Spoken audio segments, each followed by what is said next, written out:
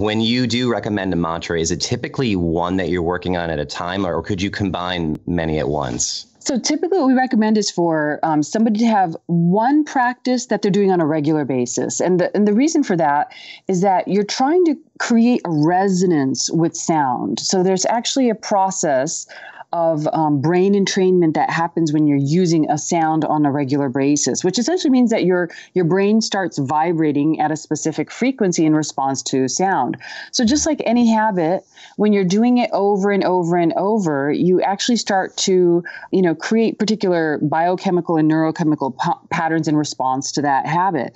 So we typically recommend like one mantra on a regular basis, but then if something unique is happening, such as the spread of a viral infection or, anything else uniquely happening in your life, you can choose then a particular mantra that has a resonance frequency for that particular issue. And then when that issue is no longer a problem, then go back to just the use of your single mantra. So does that make sense?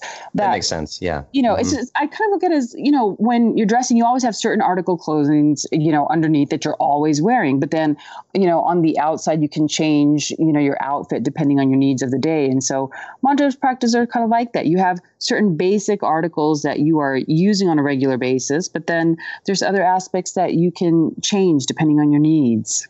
There's like a foundation mantra, and you can build on that if needed. Absolutely. Yeah. And okay. like for me, it was the mantra that I learned, when I was 9 years old. That's something that, because I'd been doing it for so long, for people who are new to meditation, one of the initial complaints is, I start and my mind is wandering, but I have been doing that mantra for such a long time that as soon as I close my eyes and that mantra goes, I'm just, my mind is immediately settled because it's created a resonance frequency. It's created a neurological pattern now that when I hear that sound, my mind and body just simply relaxes.